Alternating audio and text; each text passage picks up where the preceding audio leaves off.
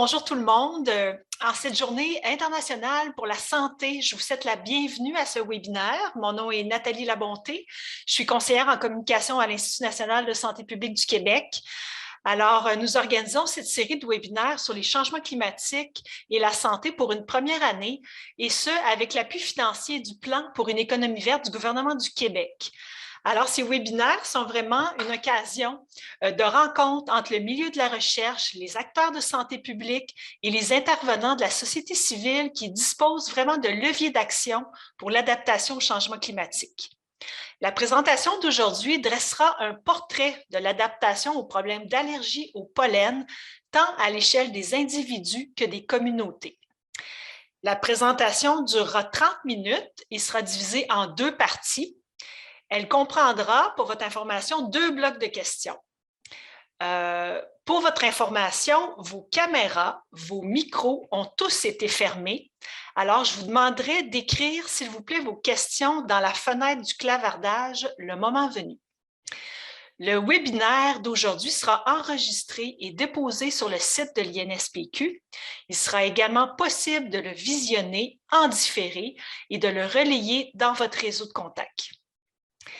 La première partie d'aujourd'hui sera sur les mesures d'adaptation individuelle.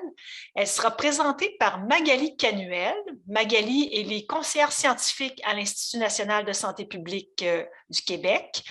Elle détient une maîtrise en épidémiologie.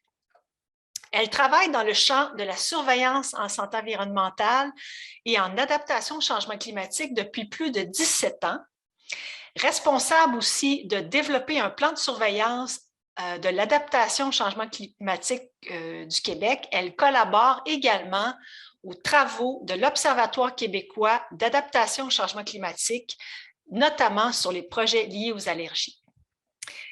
Pour la deuxième partie, nous aurons la chance d'avoir Johan Jacob, qui s'intéressera plus particulièrement aux mesures d'adaptation concernant les organisations. Alors, Johan, lui, de son côté, est candidat au doctorat en mesures d'évaluation, en mesures et en évaluation à l'Université Laval, pardonnez-moi. Il s'intéresse au développement d'indices pour mesurer les progrès des municipalités québécoises sur le plan de l'adaptation, ainsi que sur l'identification des principaux facteurs prédisant l'adoption des mesures d'adaptation par le personnel municipal. Johan cumule 10 ans d'expérience en évaluation de programme. Il s'est joint à l'OCAC en 2016 et il travaille principalement sur l'adaptation au changement climatique à l'échelle organisationnelle. Alors, je te cède la parole, Magali. À toi de jouer. Oui, il va falloir que je vais partager mon écran. Parfait. Alors, bienvenue à tous. Merci d'être présents aujourd'hui. Alors, aujourd'hui, je vais vous parler, faire un portrait des allergies au pollen au Québec. Donc, je vais essayer de faire le portrait de la situation en 15 minutes. Donc, en fait, depuis 1987, la santé publique intègre des données sur les allergies au pollen dans les grandes enquêtes populationnelles sur la santé de la population. Donc, sur le graphique, on voit les données des allergies au pollen de 3 grandes enquêtes qui sont menées par l'Institut de la statistique du Québec en collaboration avec le ministère de la Santé. Ce qu'il faut faire attention, ce qui est à noter en ce moment, c'est que les données de 1987 et de 1998 ne sont malheureusement pas comparables aux plus récentes données de 2008. Donc, en 1987 et 1998, on demandait, la question dans les enquêtes était: est-ce qu'un membre du ménage souffre de rhume des foins? La question en 2008 était différente. En fait, on demandait en 2008 si vous aviez des symptômes de rhinite allergique, donc des symptômes oculaires ou nasaux. Et par la suite, on demandait: est-ce que ces symptômes nasaux de rhinite allergique-là sont déclenchés par les pollens? Donc, ce qu'on peut voir à partir de l'enquête québécoise sur la santé de la population de 2008, c'est que 19% de la population ont rapporté avoir eu des symptômes d'allergie au pollen en 2008. Et en 2014, cette prévalence-là, elle a légèrement augmenté avec 21% de la population qui ont rapporté ces symptômes. Donc, on ne peut pas vraiment, là, à partir de ces deux collectes de données-là, faire une tendance pour l'instant, mais on va avoir des nouvelles données qui ont été collectées en 2020-2021 de la même enquête. Les données, malheureusement, ne sont pas présentement disponibles. Ils vont être disponibles seulement qu'à la fin de l'année 2022, mais on va peut-être avoir un meilleur là, portrait de la situation des allergies au pollen au Québec. Sinon, si on regarde les données les plus récentes, pour ce qui est des allergies, la prévalence des symptômes d'allergie au pollen en 2014-2015. Donc, on peut voir que ça diffère un peu selon les groupes d'âge. C'est plus prévalent chez les 25 à 44 ans, avec 25 de la population qui ont eu des symptômes. Et ça diminue avec l'âge. Donc, chez les 65 ans et plus, on est plus autour d'une prévalence de 13 c'est aussi légèrement un peu plus prévalent chez les femmes, avec 23 qui ont eu des symptômes d'allergie au pollen, que chez les hommes, qui c'est autour de 20 donc, ce qu'on me demande aussi souvent, c'est est-ce qu'il y a un lien avec les allergies au pollen et les changements climatiques? Donc, oui, il y en a. En fait, il y en a plusieurs. Je vous en explique quelques-uns ici. Donc, avec les changements climatiques, on prévoit des printemps plus hâtifs, des premiers gels plus tardifs. Donc, on sait que la saison des pollens commence dès le printemps et se termine avec les premiers gels. Donc, avec les changements climatiques, les pollens seront présents plus longtemps dans l'air et ça va aussi avoir un effet sur la durée des symptômes. Donc, les personnes pourront avoir des symptômes plus longtemps. Avec les changements climatiques, on prévoit aussi des étés plus chauds dans toutes les régions du Québec. Donc, ça va favoriser la propagation de certaines plantes allergènes, comme l'herbe à poux, dans les régions où la présence de ces plantes-là est encore peu abondante. On pense notamment, en ce moment, en fait, l'herbe à poux est beaucoup présent dans le sud du Québec et ça risque là, de se disperser, en fait, dans les régions plus nordiques ou à l'est. Donc, on risque de voir une augmentation de la prévalence des symptômes pour l'herbe à poux dans ces régions-là. La pollution atmosphérique a aussi un effet sur les allergies au pollen. Je vous ai mis quelques exemples ici, notamment le dioxyde de carbone va stimuler la croissance des plantes et aussi va stimuler la production de pollen. Donc, ça va augmenter les concentrations de pollen dans l'air. Donc, plus qu'il va y avoir de dioxyde de carbone, plus qu'on augmente la probabilité qu'il y ait des concentrations élevées de pollen. Certains polluants de l'air vont aussi augmenter l'allergénicité des pollens. Dans le fond, ils vont dégrader plus rapidement, plus facilement la structure des pollens. Donc, ça va augmenter la libération de l'allergène. Et aussi, les polluants vont fragiliser les muqueuses nasales. Donc, ça va rendre les personnes allergiques plus sensibles à l'action des pollens. Donc, si je fais un résumé rapide de tout ça, donc avec les changements climatiques et avec la pollution atmosphérique, on va voir une augmentation des concentrations de pollen dans l'air. Les pollens vont être plus allergéniques et on va avoir une certaine proportion de la population qui va être plus sensible à l'action de ces pollens-là. Donc, on devrait s'attendre à avoir une plus grande proportion de personnes qui ont des symptômes sévères d'allergie au pollen et on peut aussi voir une plus grande proportion, en fait, une augmentation de la prévalence des symptômes d'allergie au pollen. Donc, maintenant, je vais vous parler des résultats d'une étude sur les allergies au pollen qu'on a menée à l'Observatoire québécois de l'adaptation au changement climatique, qu'on appelle l'OCAC. Donc, c'est un sondage qui a été réalisé à l'automne 2019 chez 1659 personnes qui sont allergiques au pollen. Et ça, c'était dans 16 régions socio-sanitaires, donc on couvre presque l'ensemble du Québec dans notre étude. Je ne vous présenterai pas l'ensemble des résultats, parce que le questionnaire faisait 30 minutes, donc je n'ai pas le temps de tout vous résumer, mais je vais vous montrer c'est quoi les types de pollen qui déclenchent les symptômes dans notre échantillon, quelles étaient la sévérité des symptômes et quels sont les comportements que les personnes peuvent faire pour essayer de diminuer leurs symptômes. Puis je vous ai mis un peu d'informations complémentaires en lien avec le pollen des arbres et de l'herbe à poux. Donc, pour commencer, je ne vous ai pas encore parlé de c'est quoi les symptômes d'allergie au pollen. Mais dans le fond, on parle de symptômes de rhinite allergique, donc des symptômes nasaux, par exemple l'éternuement, le nez qui coule ou le nez bouché. Et on a aussi les symptômes oculaires, donc l'armoiement ou les démangeaisons aux yeux. Donc, dans notre échantillon, c'était 71 de notre échantillon qui ont rapporté les symptômes aux deux, donc des symptômes nasaux et oculaires. Et aussi 20 ont indiqué qu'ils n'ont eu que des symptômes nasaux, donc pas de symptômes aux yeux. Et c'était qu'une très faible proportion, là, donc 3 qui n'ont pas eu de symptômes au nez, mais qui ont eu des symptômes oculaires. Et 5 de notre échantillon n'ont pas rapporté de symptômes de rhinite allergique au cours de la dernière année, mais ils savent qu'ils font des allergies au pollen. Et aussi, pour finir, on le savait déjà, on sait que la rhinite allergique et les allergies au pollen, c'est sous-diagnostiqué. Donc, dans notre échantillon, c'était 62 qui ont reçu un diagnostic médical d'allergie au pollen. On sait que la médication est disponible facilement en vente libre, ce qui explique que c'est une des raisons pourquoi c'est sous-diagnostiqué. Dans notre étude, on a demandé à nos répondants quels sont les pollens qui déclenchent leurs symptômes d'allergie. Et ce qu'on peut voir, c'est que 53 de notre échantillon ont dit que c'était le pollen des arbres qui déclenchait leurs symptômes, 63 le pollen des graminées, 47 le pollen de l'herbe à poux et 21 d'autres mauvaises herbes autres que l'herbe à poux, parce que l'herbe à poux, c'est une mauvaise herbe. Ce qu'on peut voir aussi sur le graphique, c'est que la proportion de ne sait pas qui est en gris. Donc, on peut voir qu'il y a quand même une proportion de personnes qui ne savent pas si certains de cette famille de pollen-là déclenchent leurs symptômes. Mais au final, dans notre échantillon, c'était seulement 5 personnes qui n'ont pas pu identifier aucune famille de pollen qui déclenche leurs symptômes.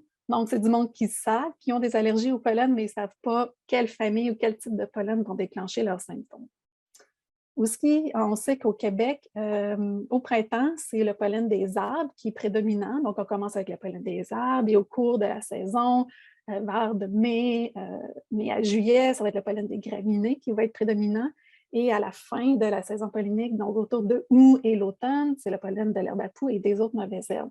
Donc, dans notre échantillon, en fait, c'est plus de la moitié, 59 qui ont identifié qu'il y avait 2 familles de pollen qui déclenchaient leurs symptômes. Donc, dans ces cas-là, ces personnes-là risquent d'avoir des symptômes sur plusieurs mois là, durant la saison pollinique. Les symptômes d'allergie au pollen vont effectivement affecter la qualité de vie. C'est ce qu'on a essayé de mesurer dans notre enquête. Dans notre échantillon, 53 des personnes ont rapporté au moins un effet sévère de leurs symptômes. Et lorsqu'on dit que c'est un effet sévère, ça veut dire que ça les dérange toujours ou souvent. Donc, le tiers ont rapporté avoir eu des problèmes de productivité au travail ou à l'école. Le quart ont eu des problèmes de concentration ou des problèmes de sommeil et environ une personne allergique sur 4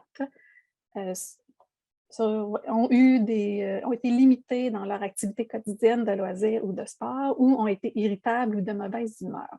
Et aussi, 5 ont dû s'absenter du travail ou à l'école. Donc, effectivement, les allergies au pollen, ça a un effet sur la qualité de vie des personnes atteintes et ça va aussi entraîner un fardeau économique. On pense notamment aux frais de la médication, aux frais de santé, mais aussi en termes de perte de productivité.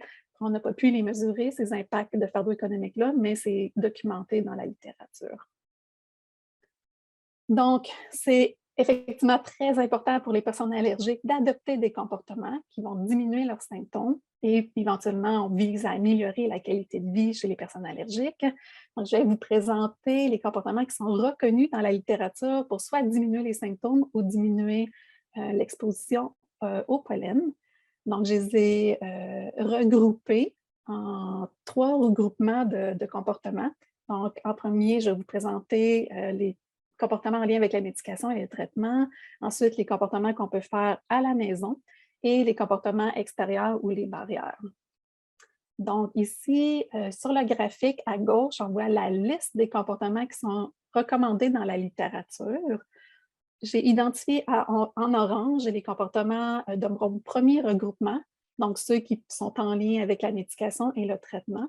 Donc, ce qu'on peut voir, c'est que de tous les comportements qui sont recommandés dans la littérature, c'est la prise de médicaments en vente libre qui est adoptée en plus grande proportion par les personnes qui ont des allergies au pollen. Donc, dans notre échantillon, c'était 72 qui ont pris des médicaments en vente libre. Dans notre échantillon, ensuite, c'était 25 qui ont pris des médicaments prescrits et 16 qui ont suivi un traitement de désensibilisation. Donc, si on analyse un peu plus là, ces résultats-là, pour ce qui est des médicaments, que ce soit en vente libre ou prescrits, sont généralement reconnus comme étant efficaces dans la littérature, mais ça vient aussi avec des effets secondaires. Donc, dans notre échantillon, 26% ont rapporté avoir ressenti des effets secondaires ou indésirables lorsqu'ils ont pris des médicaments. Il existe aussi des médicaments prescrits. On a vu que c'était quand même moins fréquent, moins populaire. C'était seulement 25% de notre échantillon qui ont pris des médicaments prescrits. Notamment, on sait qu'il y a les corticostéroïdes en vaporisation nasale qui sont disponibles seulement qu'avec prescription et que dans la littérature sont reconnus comme étant normalement très efficaces, surtout pour tout ce qui touche aux rhinites allergiques. Et dans notre échantillon, on leur demandait aussi quelle était l'efficacité perçue de ces médicaments-là parmi les personnes qui les utilisent. Et 54% ont rapporté que les médicaments prescrits étaient très efficaces. Donc, c'était une des mesures à laquelle l'efficacité était la plus élevée là, parmi l'ensemble de nos mesures à l'étude.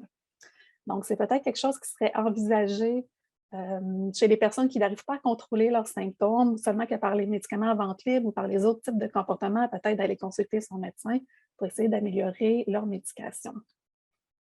Et finalement, le traitement des sensibilisations, c'est une autre option qui est offerte. Toutefois, il faut être un peu patient. Ça peut prendre de 2 à 4 ans pour voir l'efficacité du traitement. Ce n'est pas offert pour tous les types de pollen. En ce moment, il faudrait valider, là, je ne suis pas certaine, je ne suis pas experte là, sur le sujet, mais je crois que c'est disponible que pour les pollens de graminées ou l'herbe à poux.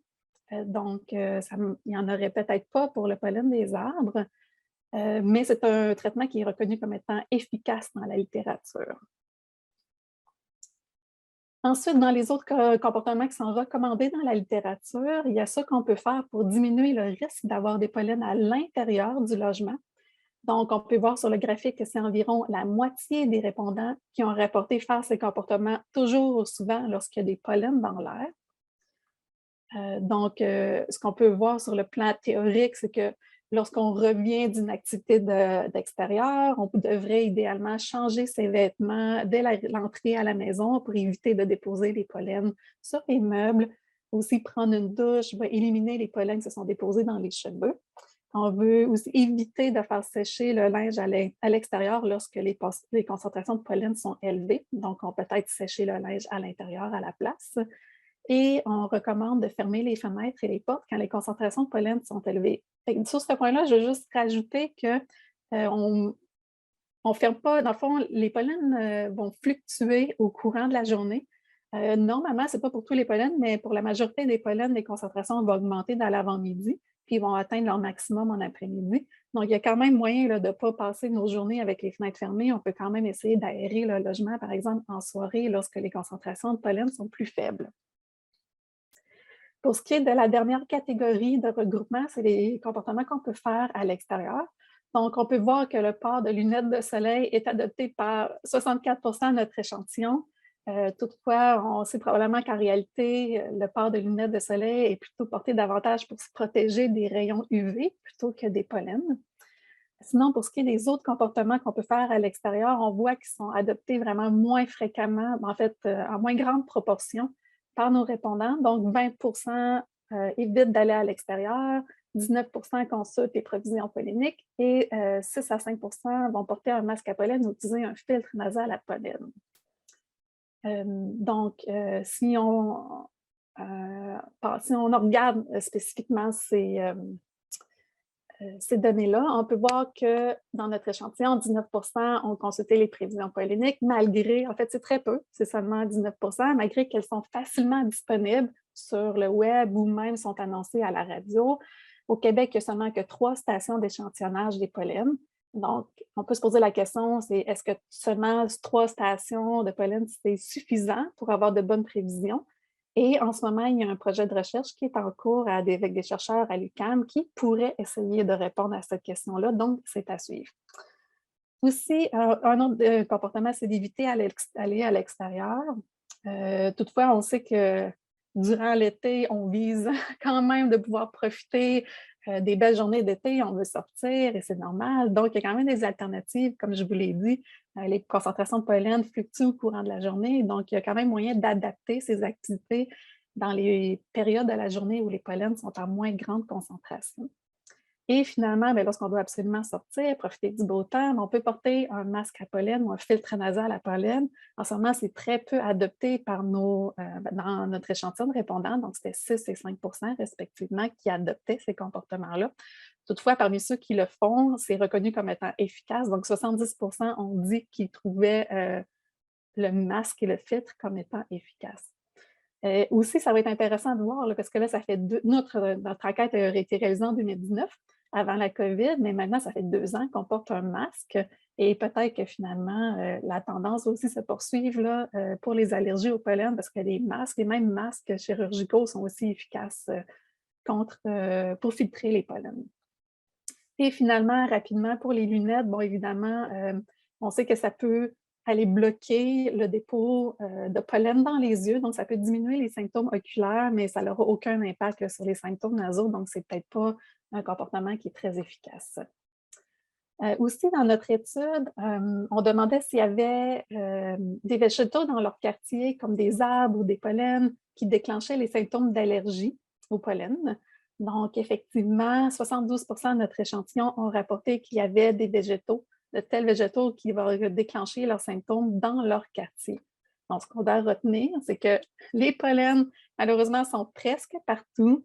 Il y a des solutions qu'il faut qu'on mette en place. Donc, c'est de continuer à contrôler, par exemple, l'herbe à poux, que ce soit au niveau organisationnel, par exemple par les municipalités. Puis ça, Joanne, tantôt, va vous en présenter des solutions. Et au niveau individuel, donc continuer à entretenir son terrain. Pour ce qui est des arbres, c'est important de tenir compte du potentiel allergène d'un arbre avant de le planter. Et d'ailleurs, moi, je ne m'y connais pas du tout sur le sujet, mais il y a des références qui existent dans la littérature, donc je vous en mets quelques-unes ici. Elles sont super intéressantes, je vous invite à aller les consulter. Là. Mais entre autres, là, on apprend que les arbres mâles sont généralement plus allergènes que les arbres femelles. C'est sûr qu'on veut garder notre canopée actuelle, on veut même essayer de l'améliorer, notre canopée, pour ce qui est de l'adaptation aux vagues de chaleur. Mais lorsqu'un arbre mâle est déjà planté et qui produit des pollens, bien, il y a des stratégies qu'on peut adopter, c'est-à-dire d'aller planter un arbre femelle juste à côté de l'arbre mâle. Et l'arbre femelle devrait aider à aller capter une partie des pollens qui sont générés en fait par l'arbre mâle. Donc, ça va diminuer les concentrations de pollen allergènes dans l'air. Et aussi, il y a des publications qui existent sur les types de pollen allergènes. Donc, par exemple, on sait que l'érable argenté, l'érable hybride, l'érable de Norvège mâle sont plus allergéniques. Et dans les variétés plus faibles, on a l'érable femelle qui est plus faible, qui va être moins allergénique, et le saupleur femelle aussi. Donc, je vais essayer d'aller vite sur cette dernière partie-là. C'est tout petit, je m'excuse, mais c'est plus ou moins l'image importante. C'est qu'en 2001, le MAPAC a fait l'inventaire de la distribution de l'herbe à poux sur le territoire québécois. Puis, dans le fond, ce qu'on voit dans les zones rouges, c'est l'herbe, à 2001, l'herbe à poux était qualifiée comme abondante dans ces régions-là. En orangé, l'herbe à poux était qualifiée comme étant fréquente mais peu envahissante. Et en jaune, donc on voit vraiment que c'est dans les régions à l'est et au nord que l'herbe à poux était rare, en fait. Et ce qu'on peut comparer avec ce qu'on a réalisé dans notre étude en 2019 de l'OCAC, là, ici, ce n'est pas la distribution de l'herbe à poux, mais c'est plutôt les symptômes. Donc, la proportion de personnes qui ont dit que l'herbe à poux déclenche leurs symptômes. Fait qu'on peut voir qu'au centre, c'est à peu près 60 là, entre 50 et 60 de notre échantillon qui ont rapporté que leurs symptômes sont déclenchés par l'herbe à poux, ce qui concorde avec l'inventaire du MAPAC de 2001.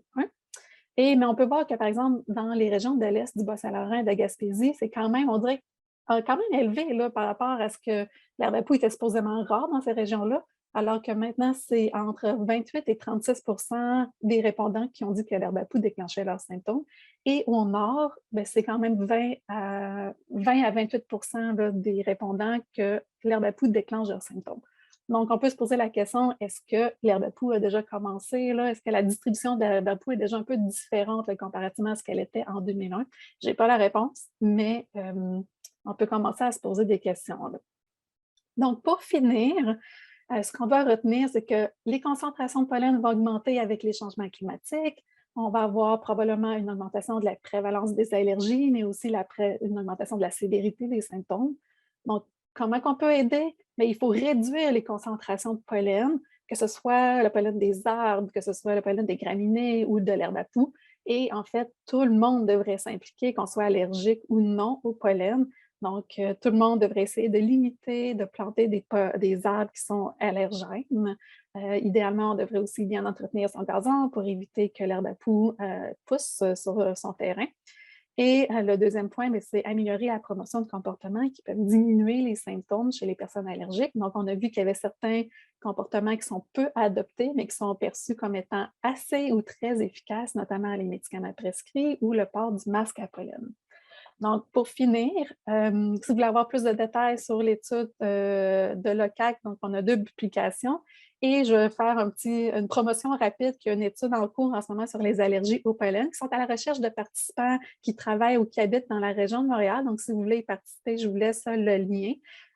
Toutefois, je vous invite à rentrer en contact directement avec les chercheurs de l'UQAM si vous avez des questions à propos de ce sujet d'étude. Donc, merci.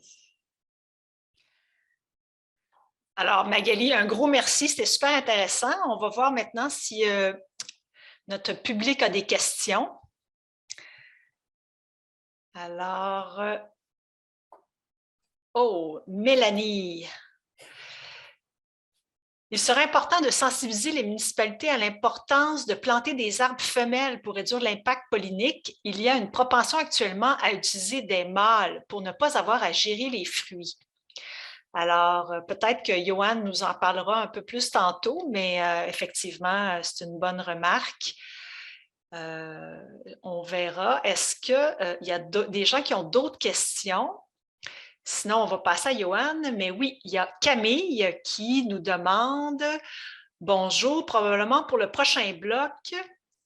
En tant que municipalité qui a à cœur la conservation des milieux naturels, on se questionne sur l'impact du pollen sur la santé publique. Existe-t-il de bonnes pratiques dans la gestion de la flore ou des parcs urbains qui peuvent permettre de diminuer ces impacts sans menacer l'environnement? Peut-on, comme municipalité, aider les individus à se protéger? Johan va sûrement en parler davantage, mais oui, il y a énormément, surtout pour l'herbe à poux, Johan va parler beaucoup de l'herbe à poux. Pour ce qui est des arbres, ce n'est pas un sujet qui a été abordé encore par le CAC au niveau municipal, mais comme je vous ai dit, c'est ça, il y a de la documentation qui existe encore davantage pour choisir des arbres qui sont moins allergéniques, comme Mélanie le mentionnait. Donc, en ce moment, c'est beaucoup les arbres mâles qui sont favorisés juste pour l'esthétique, en fait. Donc, ça fait moins de dépôts sur le sol, donc c'est plus beau, en fait, ça a l'air moins sale. Donc, oui, il y a des stratégies qui existent pour aider les municipalités. Super. J'ai omis de vous mentionner un commentaire de Jean-Claude qui revenait un peu sur les médicaments en vente libre. Il nous disait que le Flonase est maintenant disponible en vente libre au Canada. Marie-Jo, de son côté, nous demande « L'étude de l'OCAC a-t-elle évalué la satisfaction des utilisateurs des alertes polliniques? » Je suppose qu'elle fait référence aux alertes de Météo Média, par exemple. Est-ce que c'est ça dans les médias? En fait, nous, la question qu'on demandait, c'est est-ce que vous regardez ou écoutez les prévisions polliniques? Ce n'était pas nécessairement en termes d'alerte, c'est juste tu vas consulter. On n'a pas demandé s'ils étaient abonnés aux alertes. Et on ne demandait pas la satisfaction, mais on demandait l'efficacité perçue. Et ce n'était pas très élevé pour l'efficacité perçue des prévisions polliniques. Je n'ai pas le chiffre en tête, mais c'était un des plus faibles. Donc, c'est peut-être une des raisons pourquoi c'est adopté par très peu de personnes aussi. Donc, c'était 20 qui écoutent les prévisions polliniques. OK. On a une autre question de Tamari qui nous demande dans quel rayon un terrain infesté de plantes allergènes peuvent-elles causer des symptômes chez les personnes allergiques? Est-ce le même rayon pour les différents types de pollen? C'est plus spécifique, là. Oui, non, là, on est dans du très technique et je n'ai pas les chiffres en tête, mais le rayon diffère d'un pollen à l'autre, effectivement. D'ailleurs, par exemple, des fois, c'est une question piège qu'on nous demande, est-ce que le pollen des fleurs et peut causer des symptômes d'allergie, mais le pollen des fleurs, c'est ça, il est plus pesant et qu'il va tomber directement proche de la plante. Il va être moins dispersé par le vent. C'est surtout les fleurs qui sont pollinisées par les abeilles. Eux autres, ils vont être moins allergéniques. Pour ce qui est de l'herbe à poux, je sais que son pollen va être il va se distribuer facilement par le vent. Donc, son cercle d'action, si on peut dire, est quand même assez grand. Et en plus, le spore, il peut, dans le fond, rester là, pas en suspension, mais dans le sol. Et même si on éradique le plant d'herbe à poux, avec les spores qui ont été conservés dans le sol, ça peut ressortir après 10 ans. Là. Donc oui, donc c'est très variable d'un pollen à l'autre. Super. Bon, on va passer à notre deuxième bloc de présentation avec Joanne. Puis il y a d'autres commentaires aussi qui sont entrés. Fait qu'on aura la chance de continuer tantôt. Alors, Joanne, à toi la parole. Bonjour tout le monde. Donc, d'abord, merci beaucoup à Magali pour l'excellente présentation d'entrée de jeu. Je pense que ça met quand même très bien la table là, pour ma présentation. Donc, je pense que ça a déjà été pas mal introduit. Donc, moi, c'est en fait une étude qu'on a réalisée à l'OCAC auprès des municipalités pour voir, disons, qu'est-ce qu'elles font en termes d'action pour l'adaptation au problème d'allergie au pollen de l'herbe à poux. Donc, Magali le précisait, c'est strictement sur l'herbe à poux qu'on a regardé. En fait, évidemment, je ne reviendrai pas non plus sur l'importance de la problématique, des impacts que ça peut occasionner, les allergies au pollen de l'herbe à poux. Par contre, d'un point de vue peut-être plus disons, municipal, étant donné que c'est notre sujet d'étude, c'est sûr que on entend beaucoup avec les changements climatiques que les municipalités sont appelées à jouer un rôle important en adaptation au changement climatique. Donc, elles possèdent des leviers où elles peuvent intervenir.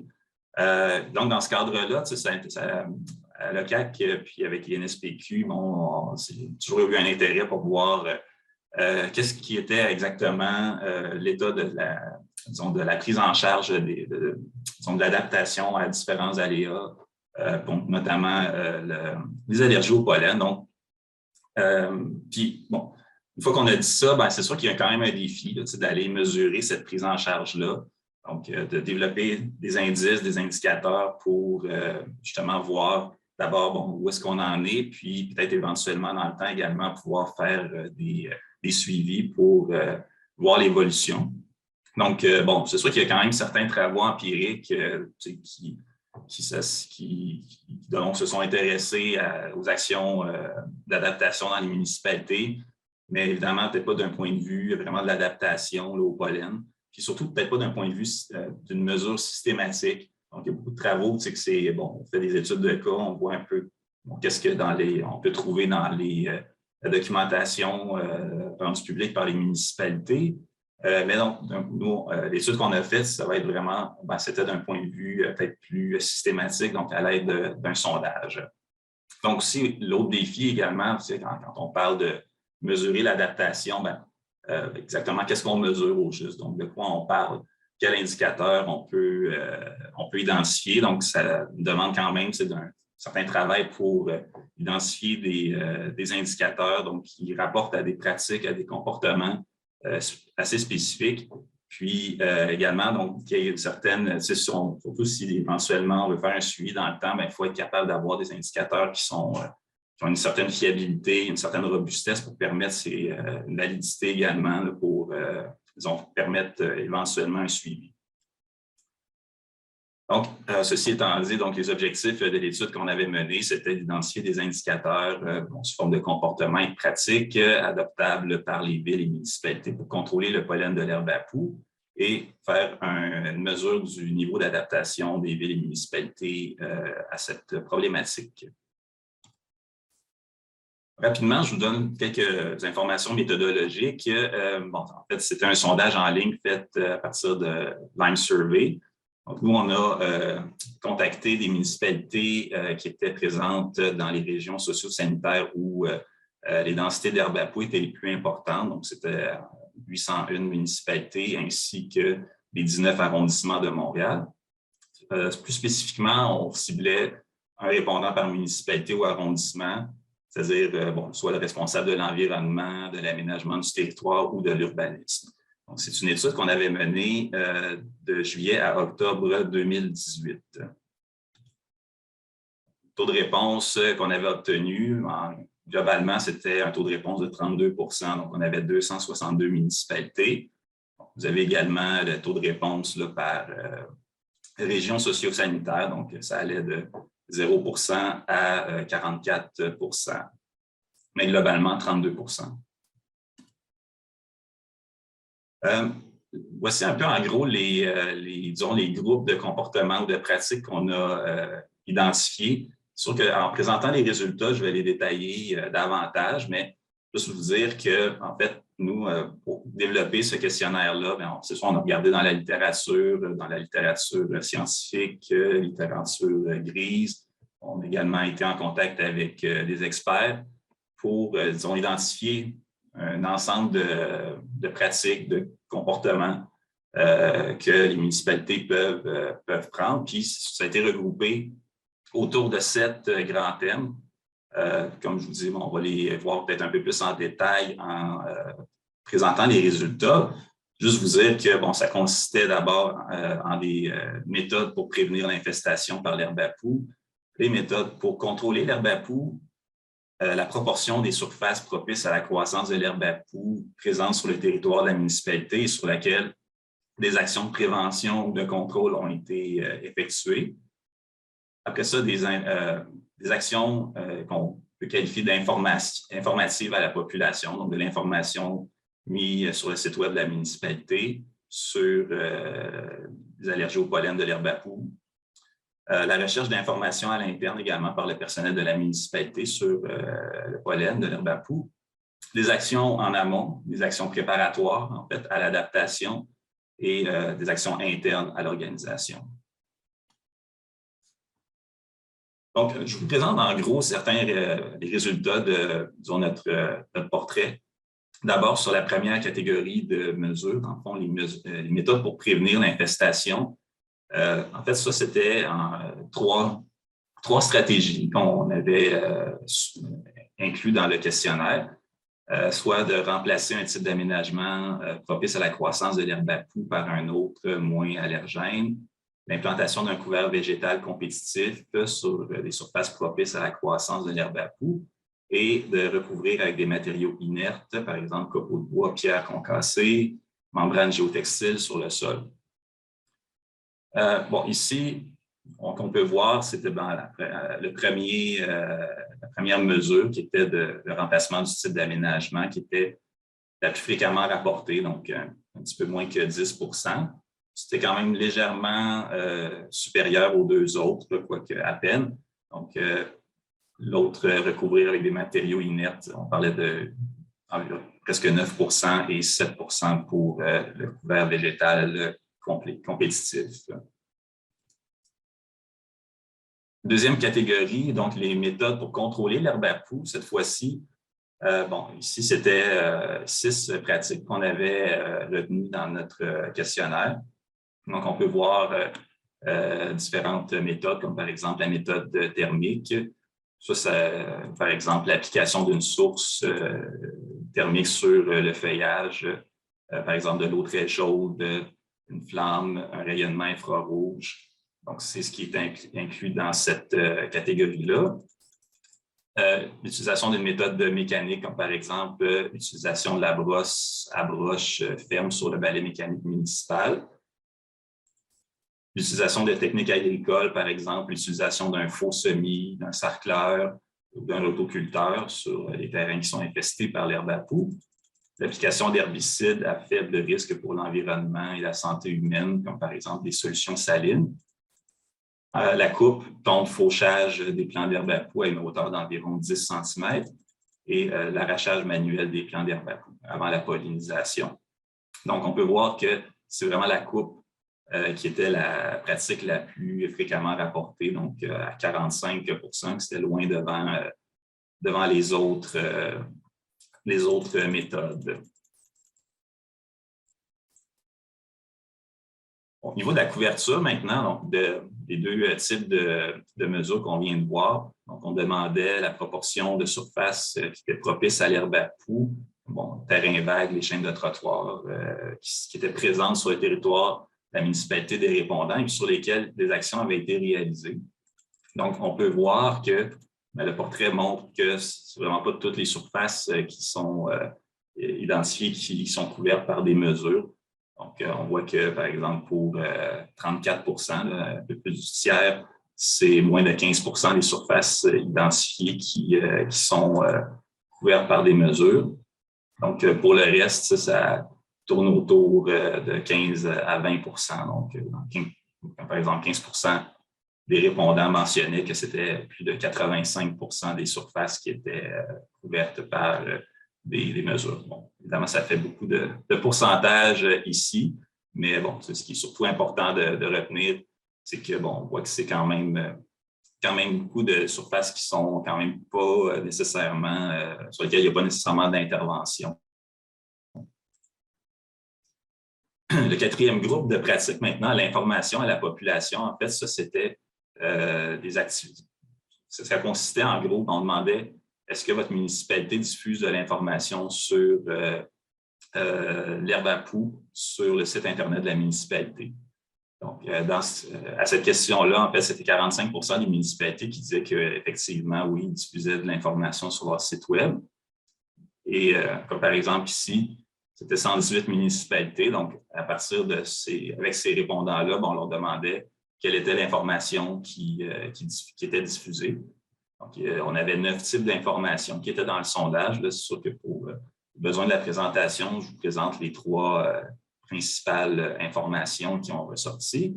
Donc, comment reconnaître l'herbe à poux? Dans 88 des cas, c'était de l'information qui était véhiculée.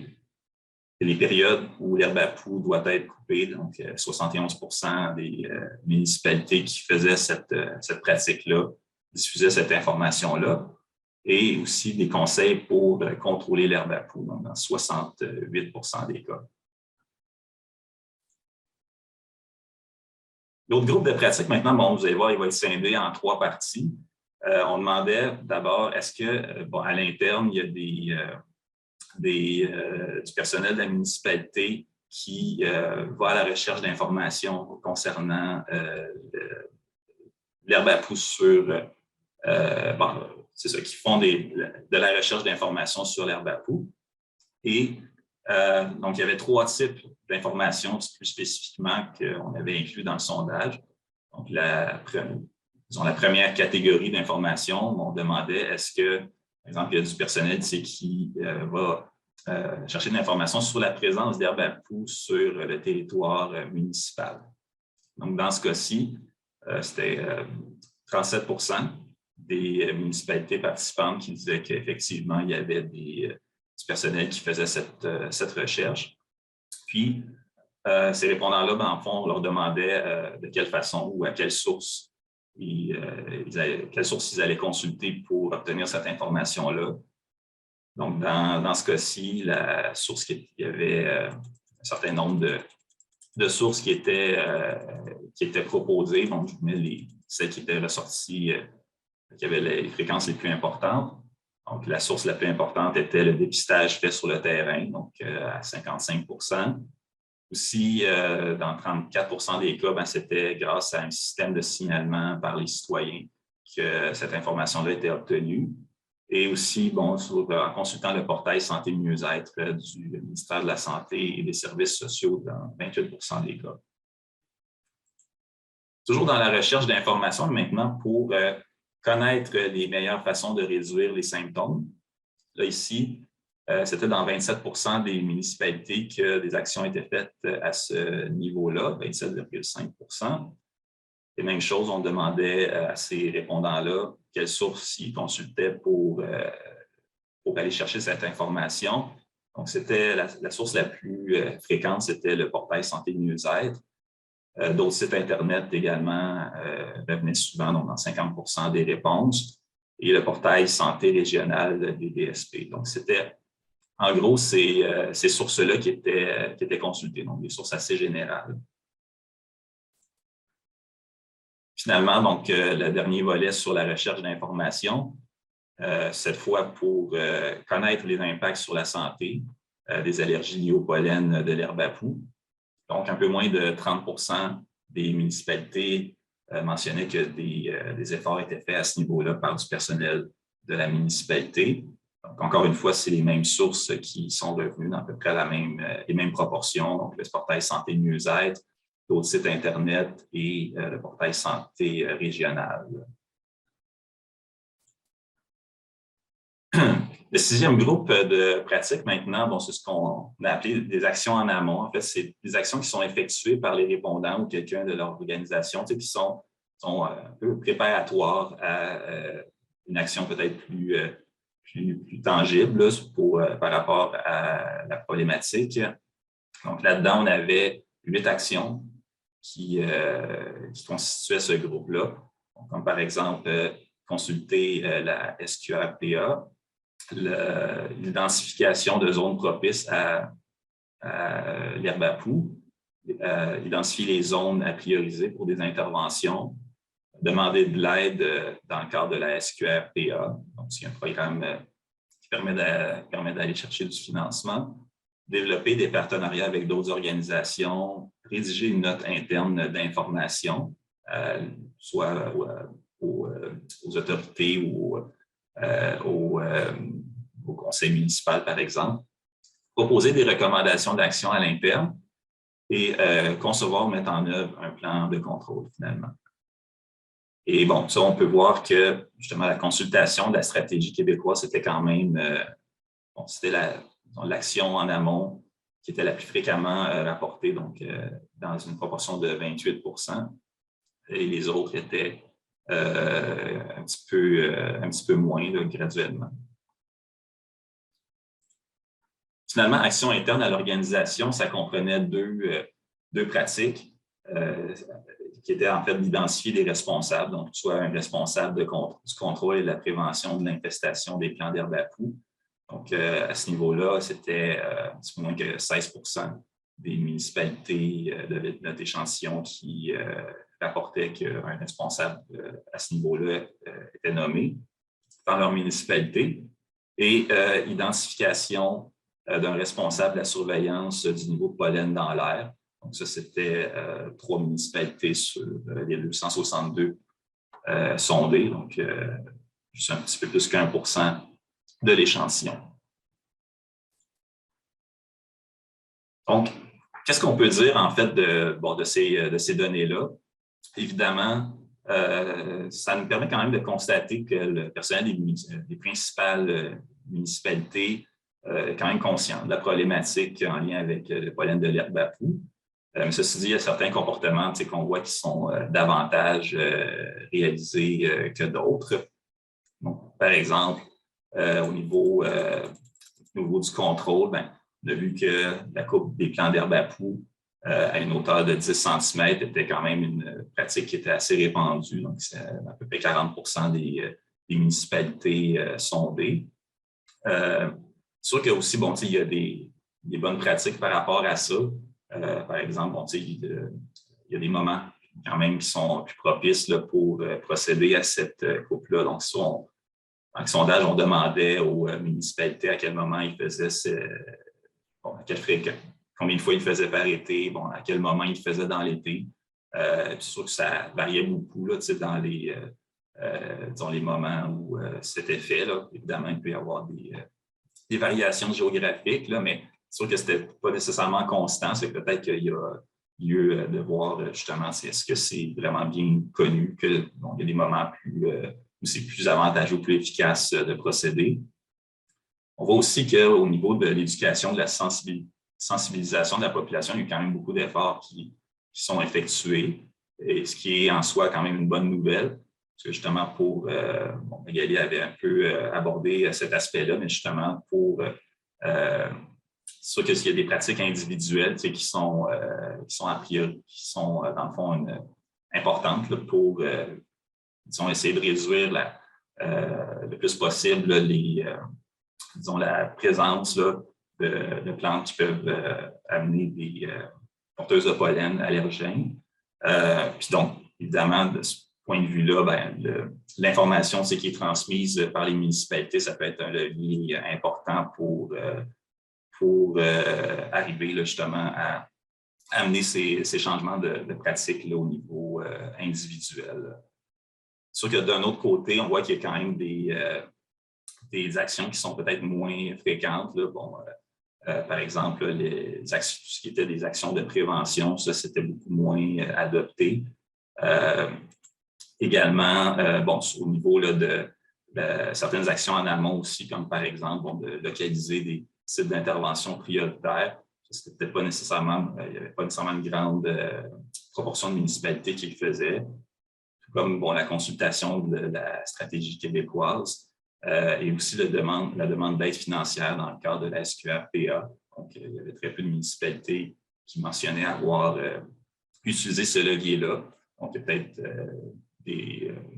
des questions à se poser pour voir justement est-ce que c'est bien connu que il y a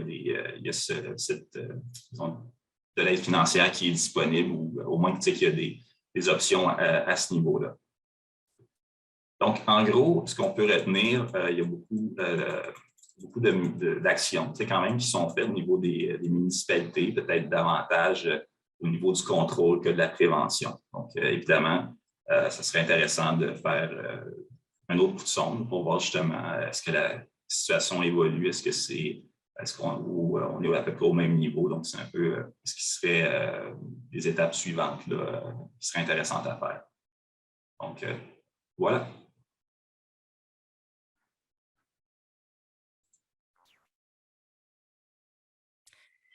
Merci beaucoup, Yoann, pour ta présentation. On va maintenant ouvrir une autre période de questions. Alors, je vais retourner au chat. C'est le moment, que ce soit des questions pour Yoann ou si vous voulez revenir également sur la présentation de Magali, il n'y a pas de problème.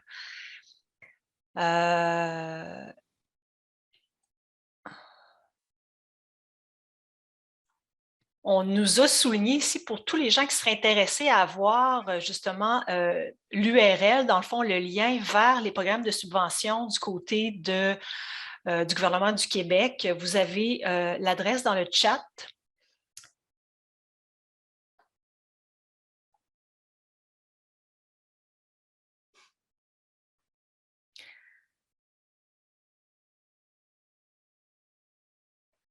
Ça semble relativement tranquille. Pour moi, ta présentation était trop claire, Yoann. En attendant que vous vous manifestiez pour des questions, je vais juste peut-être vous souligner que la présentation en totalité sera rediffusée sur le site web de l'INSPQ.